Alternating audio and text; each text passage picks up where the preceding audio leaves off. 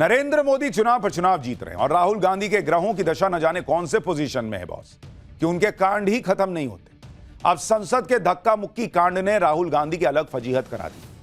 ऊपर से राहुल गांधी जिस तरह से चोटिल सांसद से मिले और अहंकार भरे भाव के साथ कट लिए, उससे उनकी छीछा लेदर अलग हो रही। लेकिन आज की डेट में सबके मन में यही सवाल है कि एफआईआर तो हो गई, लेकिन क्या राहुल गांधी गिरफ्तार होंगे?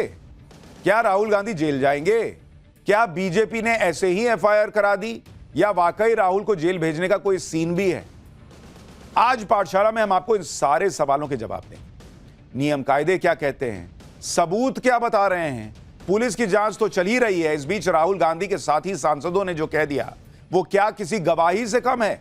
और क्या यह गवाही राहुल गांधी को भारी तो नहीं पड़ जाएगी?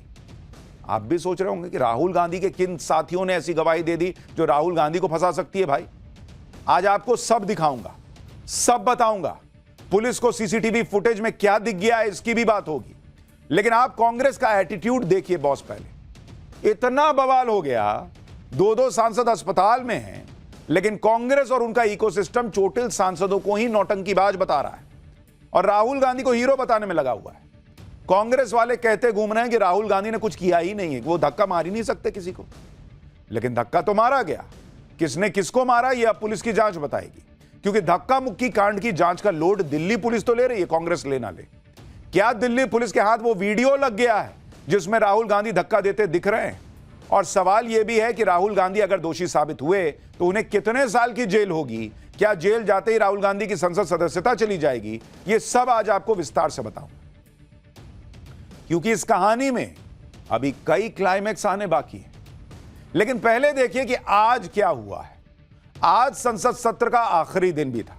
जिस हंगामे के साथ यह सत्र शुरू हुआ था, उससे कहीं ज्यादा बड़े हंगामे और बवाल के साथ सत्र खत्म हुआ।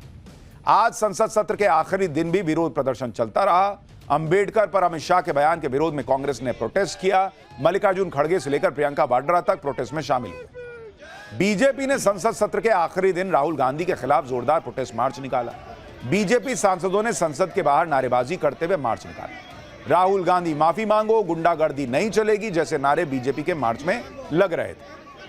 लेकिन आपने एक चीज गौर की, राहुल गांधी नहीं दिख रहे हैं जो कांग्रेस वाला प्रदर्शन था उसमें। राहुल गांधी आज कहां थे वो भी बताऊंगा। लेकिन संसद का सत्र खत्म हो गया। इस सत्र में राहुल गांधी पर जो आरोप लगे वो खत्म नहीं हुए। इन आरोपों की वजह से ही यह सत्र कभी नहीं भूला जा सकेगा, क्योंकि आज तक नेता विपक्ष तो छोड़िए, किसी सांसद पर वैसे आरोप नहीं लगे जो राहुल गांधी पर लग गए। लेकिन राहुल गांधी पर एफआईआर हुई तो उनकी बहन और कांग्रेस सांसद प्रियंका वाड्रा ने आरोपों को वैसे ही हवा में उड़ा दिया जैसे जॉर्ज सोरेस से जुड़े आरोपों को हवा में उड़ा दिया गया। एक बार प्रियंका वाड्रा को सुनिए, फिर आपको बताऊंगा संसद कांड पर राहुल गांधी के दोस्तों की उस गवाही के बारे में जो राहुल गांधी को धक्का मुक्की कांड में अरेस्ट भी करवा सकती है, उनकी परेशानी बढ़वा सकती है। पूरा देश देख रहा है, राहुल जी पे तमाम इन्होंने केस लगा रखे हैं, कभी नया नया एफआईआर निकालते हैं, झूठ बोलते हैं, पूरा देश देख रहा है। इससे ये दिखता है कि उनका डेस्परेशन लेवल क्या है। प्रियंका वाड्रा तो राहुल गांधी का बचाव करेंगी, लेकिन सच यह है कि राहुल गांधी पर बीजेपी सांसदों को धक्का देने के आरोप लगे हैं। एफआईआर हो चुकी है और इस धक्का मुक्की में बीजेपी सांसदों के साथ कोई बड़ी अनहोनी भी हो सकती थी। उनकी जान भी खतरे में पड़ सकती थी। जहां तक धक्का मारने वाली बात है, उसकी गवाही तो खुद राहुल गांधी के सहयोगी दे रहे हैं कि वहां पर धक्का मुक्की हुई थी। आप पहले जया बच्चन को सुनिए, जो समाजवादी पार्टी की सांसद है। जो वो कह रही है ना, आपको उसको बहुत गंभीरता से सुनना चाहिए। एक तरह से वो राहुल गांधी का बचाव करने का प्रयास कर रही हैं, लेकिन जो वो कह रही हैं उसमें वो फंस गई, क्योंकि जो वो कह रही हैं वो किसी गवाही से कम नहीं है कि कल संसद में क्या हुआ था, धक्का मुक्की हुई थी या नहीं हुई थी। एक बार जया बच्चन को सुनिए, फिर मैं आपको बताता हूं ये गवाही क्या है। सारंगी जी नाटक कर रहे हैं। उन्होंने क्या किया था अपने जीवन में, पहले उड़ीसा में उन्होंने क्या क्या चीजें की थी, वो ये बेकार थे। हम लोग सब हाउस के अंदर जा रहे थे, जिस तरह से इन लोग खड़े हुए, जिस तरह से इन लोग हम लोग को अंदर नहीं जाने दे रहे। अगर आपको सीढ़ी से ऊपर चढ़ना है, सारी सीढ़ी में ऐसे मोटे मोटे लोग, अगर वो गिरेगा तो दूसरे को तो लगेगा ही। बेकार का ड्रामा है। देखिए, मैं आपको एक चीज बताऊं, ये दोनों राजपूत जी और सारंगी जी और जो नागालैंड की महिला है, इससे बढ़िया परफॉर्मेंस तो मैंने अपनी करियर में कभी नहीं। जया बच्चन को फिल्मों में स्क्रिप्ट पढ़कर डायलॉग बोलने की आदत है। यहां स्क्रिप्ट थी नहीं। उन्होंने प्रयास तो अच्छा किया, लेकिन उन्होंने राहुल गांधी को ही फंसा दिया। जया बच्चन ने हालांकि बॉडी शेमिंग भी कर दी कि मोटे मोटे सांसद खड़े थे। उन्होंने महिला सांसद की भी बेइज्जती कर दी कि सब इससे बड़ा ड्रामा मैंने नहीं देखा। सारंगी साहब को भी कह दिया कि वो ड्रामा कर रहे हैं। लेकिन जया बच्चन बोलते बोलते ये भी मान रही हैं कि वहां एक दूसरे पर लोग गिर रहे थे और गिरेंगे तो चोट लगेगी। यानी एक तरफ तो वो चोट को नौटंकी बता रही हैं, दूसरी तरफ ये भी कह रही हैं कि मोटे मोटे लोग खड़े थे, गिरेंगे तो चोट लगेगी। और वो ये भी कह रही हैं कि वो लोग रास्ता रोक के खड़े थे, हम लोग आगे बढ़ रहे थे, और उसके बाद कट फिर कहती हैं कि वो लोग मोटे मोटे लोग थे, गिरेंगे तो चोट लगेगी। यानी सीधी सी बात यह है कि वहां पर धक्का मुक्की हुई। ये जया बच्चन अपने बातों से एक तरह से साबित कर रही है। भाई वो कह रही है कि एक तो किसी को बॉडी शेविंग नहीं करनी चाहिए। कौन मोटा है पतला, ये बोलने का क्या तरीका है भाई कि मोटे मोटे लोग खड़े थे? कोई आपके बारे में कुछ बोल देगा तो आपको अच्छा लगेगा? और कह रही है कि वो लोग जाने नहीं दे रहे थे, हमको चढ़ना था। तो जो जाने नहीं दे रहा था वो अचानक खुद ही गिर जाएगा? ऐसा तो नहीं हो सकता। यानी जया बच्चन को सुन के ये लग रहा है कि वहां धक्का मुक्की हुई थी, ये उसकी गवाही दे रही है। और आप सोचिए, बीजेपी की महिला सांसद फांगनोन कोन्याक वो राहुल गांधी पे गंभीर आरोप लगा रही हैं, रो रही हैं। जया बच्चन ने उसका भी मजाक उड़ा दिया कि इससे अच्छी मैंने एक्टिंग नहीं देखी। ये खुद एक महिला है बॉस, सीनियर सांसद हैं। कम से कम उनसे इतनी उम्मीद तो की जा सकती थी कि अगर एक महिला सांसद कोई गंभीर आरोप लगा रही है तो उसका समर्थन ना करें, लेकिन एक तरह से उसका मजाक तो ना बनाएं। क्योंकि बीजेपी की महिला सांसद फांगनोन ने राहुल गांधी पर कोई राजनीतिक आरोप नहीं लगाया। वो ऐसे आरोप थे जो महिला के प्रताड़ना से जुड़े थे, जिसके बारे में बताने में भी सांसद फांगनोन कोन्याक असहज हो रही थी। ये ऐसे आरोप थे जो एक महिला के सम्मान और इज्जत से जुड़े हुए थे। बीजेपी की महिला सांसद फांगनोन कोन्याक ने कहा था कि राहुल गांधी उनके बहुत करीब आकर खड़े हो गए थे, मैं बहुत अनकंफर्टेबल हो गई थी, राहुल गांधी उन पर चिल्ला रहे थे। सिर्फ जया बच्चन ही नहीं, कांग्रेस भी अब फांगनोन कोन्याक को टारगेट कर रही है। कांग्रेस सांसद हीबी ईडेन ने लोकसभा स्पीकर को लेटर लिखकर बीजेपी सांसद के आरोपों को झूठा बता दिया है। कह दिया है कि राहुल गांधी को बदनाम करने के लिए आरोप लगाए गए। कांग्रेस सांसद प्रमोद तिवारी को भी आप सुन लीजिए, वो तो बीजेपी की महिला सांसद पर उल्टे ये आरोप लगा रहे हैं कि सांसद फांगनोन कोन्याक उनका रास्ता रोक रही थी। मतलब ये जैसे राहुल गांधी ने नहीं कहा कल सारंगी साहब के पास जाकर कि इन्होंने मुझे धक्का दिया, वैसे ही अब प्रमोद तिवारी कह रहे हैं कि वो महिला सांसद उनको रोक रही थी। एक बार उनको सुनिए, फिर मैं बताता हूं कि धक्का मुक्की कांड पर राहुल के दोस्तों की दूसरी गवाही क्या कहती है। मैं जा रहा था, मुझे यही महिला सदस्य, क्या नाम है उनका, वो यूं करके रोक रही, तो मैं तो डर गया।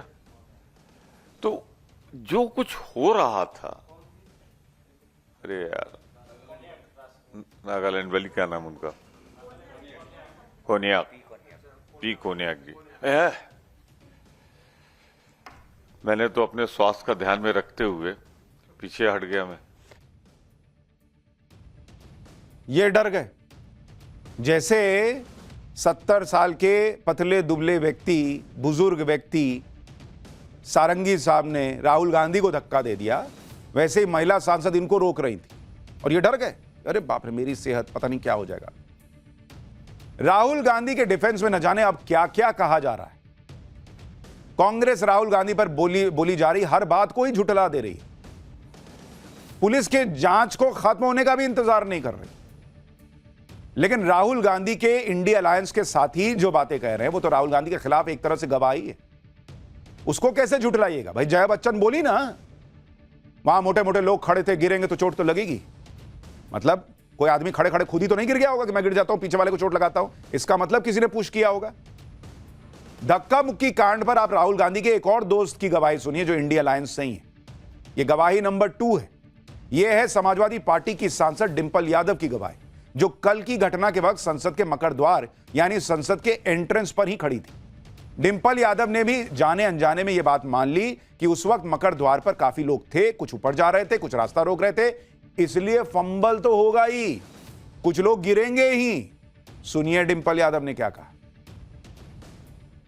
सब लोग स्टेज में खड़े हुए थे और जहां सब स्टेज में खड़े थे और जहां ऊपर जाने के प्रयास में थे, क्योंकि एंट्रेंस तो वही है पार्लियामेंट से, अंदर तो 11 बजे अंदर मकर द्वार से ही जाना है सब एमपीज को, और जहां बीजेपी वालों ने रास्ता रोकने का काम किया, तो डेफिनेटली जब इतने सारे लोग हैं, एक लोग ऊपर जाना चाह रहे हैं, एक लोग रोक रहे हैं, तो जो उसका जो रिपरकशन हुआ, जो एक फंबल हुआ, तो पीछे जो स्टेज में लोग थे वो डेफिनेटली वो गिरेंगे ही गिरेंगे, बिकॉज स्टेज में आप खड़े हैं, आप बैलेंस कैसे बनाएंगे स्टेज में, एंड इतने बुजुर्ग लोग हैं, कैसे बैलेंस बना पाएंगे। तो इसके लिए केवल भारतीय जनता पार्टी के मेंबर ऑफ पार्लियामेंट जिम्मेदार है।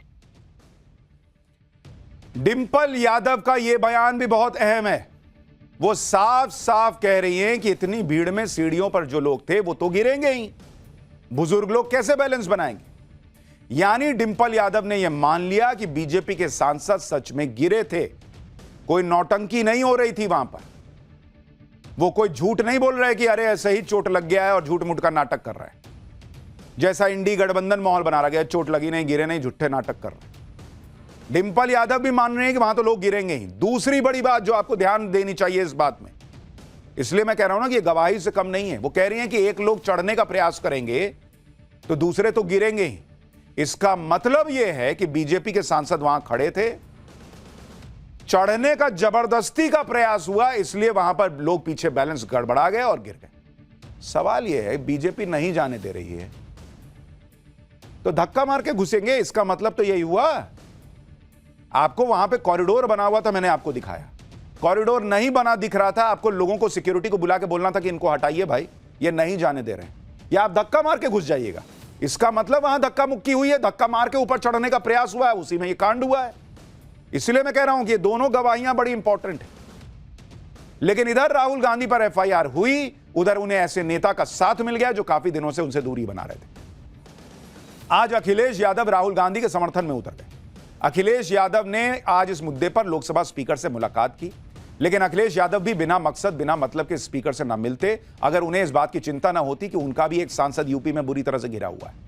अखिलेश यादव के एक सांसद जियाउर रहमान बर्क के खिलाफ यूपी में ताबड़तोड़ एक्शन चल रहा है, और अखिलेश यादव को पता है कि आज अगर राहुल गांधी का साथ देंगे तो कल को कांग्रेस भी उनके साथ खड़ी होगी, क्योंकि उनके खुद के सांसद सपा के कभी भी जेल जा सकते हैं, कभी भी गिरफ्तार हो सकते हैं, क्योंकि वो संभल वाले मामले में आरोपी नंबर 1 भी है। अखिलेश यादव को पता है कि अगर अपने सांसद के पक्ष में विपक्ष का समर्थन चाहिए तो राहुल गांधी का भी बचाव करना हो। अखिलेश यादव ने भी बीजेपी सांसदों को लगी चोट को ड्रामा बताने की कोशिश की। सुनिए अखिलेश यादव को, फिर आपको बताऊंगा कि राहुल गांधी कहां है, एफआईआर होने के बाद आज वो संसद में हुए प्रदर्शन से गायब क्यों थे। फरक्काबाद वाले तो नकली सर्टिफिकेट से जीत करके आए हैं, केवल सर्टिफिकेट से जीते हैं वो, और मैं तो कहूँगा उनके इलाज के लिए हम लोग मदद करना चाहते हैं। और आपको भी पता होगा कितनी किसको चोट लगी, आपसे बेहतर कौन है, सब कैमरे आपके पास हैं। अब आपका चेहरा भी बता रहा है कुछ ऐसा है जो हम नहीं जानते हैं। इधर राहुल गांधी को लेकर तूफान मचा है, उधर आज राहुल गांधी पूरे सीन से ही गायब रहे। दावा है कि आज राहुल गांधी संसद तो आए लेकिन कांग्रेस के प्रोटेस्ट में शामिल नहीं हुए। वो एक निजी कार्यक्रम से पंजाब के मोहाली चले। राहुल गांधी के मोहाली में होने की तस्वीरें सामने आई हैं, जहां वो सीनियर वकील आरएस चीमा की बेटी की शादी में शामिल हुए। यह शादी मोहाली के फॉरेस्ट हिल्स में हुई। मोहाली एयरपोर्ट पर राहुल गांधी का स्वागत चंडीगढ़ कांग्रेस अध्यक्ष ने किया। कार्यक्रम था, शादी में जाना था, लेकिन लोग पूछ रहे कि कहीं ऐसा तो नहीं राहुल गांधी को चिंता थी आज संसद गए तो कहीं ज्यादा हंगामा ना हो जाए। आप सोचिए, संसद में इतना बड़ा कांड हो गया, पहली बार नेता विपक्ष के ऊपर अपने ही साथी सांसदों पर हमले के आरोप लग गए। राहुल गांधी जो है वो कोई लोड लेते नहीं दिख रहे। इसी बात से बीजेपी भड़की हुई, अपने सांसदों को लगी चोट से आहत है। बीजेपी सांसद मनोज तिवारी तो इतने गुस्से में हैं कि वो कहने लगे कि अगर राहुल गांधी पर 2-4 हाथ दे दिए होते तो। सुनिए बीजेपी सांसद मनोज तिवारी क्या कह रहे हैं। राहुल गांधी, अगर हम वहीं खड़े थे, हम राहुल गांधी जी को अगर 2-4 हाथ दे दिए होते तो आप सोचो हमारी बेइज्जती नहीं होती, हमारी पार्टी की बेइज्जती नहीं होती, हमको हमारे एफआईआर नहीं होता। राहुल गांधी ने मारा है सांसद को, राहुल गांधी के पैर होना ही चाहिए। बीजेपी के सांसद तो गुस्से में हैं क्योंकि उनके साथी का सिर फूटा है, उनके बुजुर्ग सांसद का खून बहा है, और यहां राहुल गांधी को इसकी कोई परवाह दिख नहीं रही। इसलिए तो बीजेपी ने राहुल गांधी पर कोई नरमी नहीं दिखाई, तुरंत एफआईआर करवा दी। एफआईआर बीजेपी के सांसद हेमांग जोशी ने करवाई। हेमांग जोशी वडोदरा से सांसद हैं। उनका दावा है कि उनके सामने ही राहुल गांधी ने धक्का मुक्की की थी।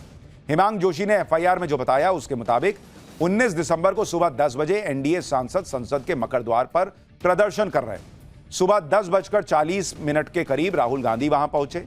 हेमांग जोशी ने बताया कि संसद की सिक्योरिटी ने राहुल गांधी से कहा था कि वो मकर द्वार पर जो साइड में रास्ता बना है वहां से निकल सकते हैं, लेकिन राहुल गांधी ने आपराधिक मंशा की वजह से संसद की सिक्योरिटी के इंस्ट्रक्शन को इग्नोर किया और प्रदर्शन के बीच धक्का मुक्की की।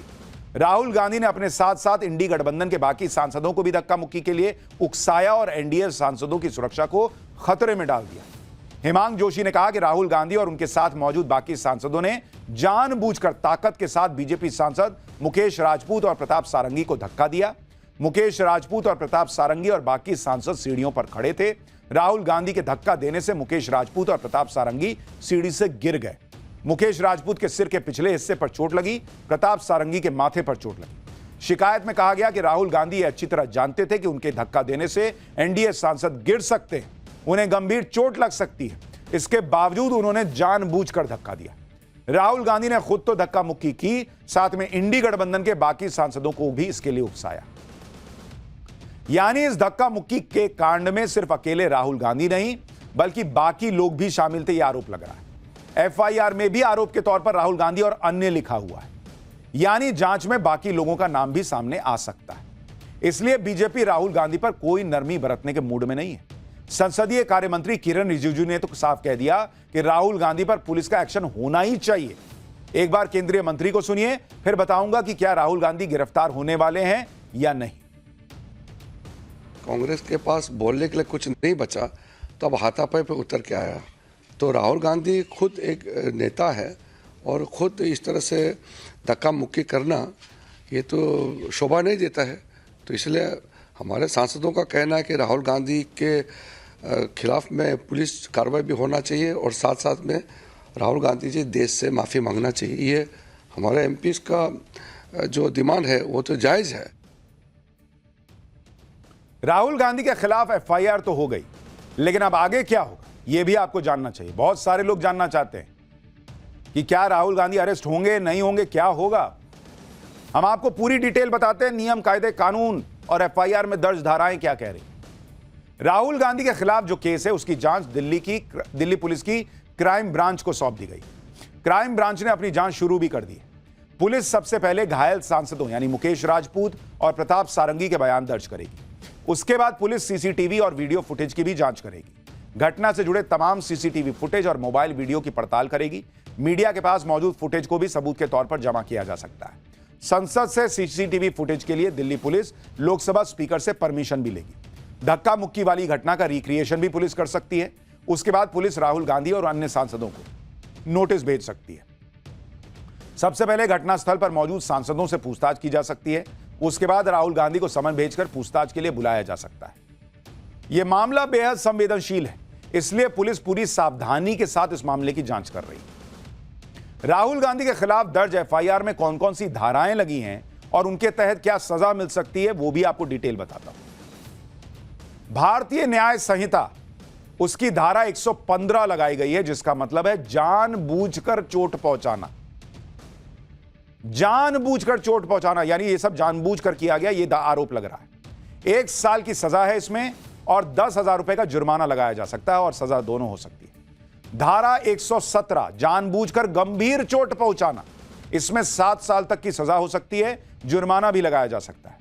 इसके अलावा धारा 125 जीवन और व्यक्तिगत सुरक्षा को खतरे में डालना, इसमें 3 साल तक की सजा और 10,000 रुपए के जुर्माने का प्रावधान है। सजा और जुर्माना दोनों हो सकते हैं। धारा 131 आपराधिक बल का प्रयोग करना, 3 महीने की इसमें सजा है, 1,000 का जुर्माना, दोनों भी हो सकते हैं। धारा 351 आपराधिक धमकी, इसमें 7 साल तक की सजा और जुर्माना या दोनों हो सकते हैं।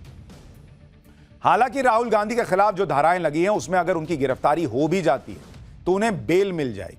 क्यों भाई? क्योंकि राहुल गांधी पर धारा 117 और धारा 125 लगी है। ये ऐसी धाराएं हैं जिसमें पुलिस को गिरफ्तारी के लिए वारंट की जरूरत नहीं होती।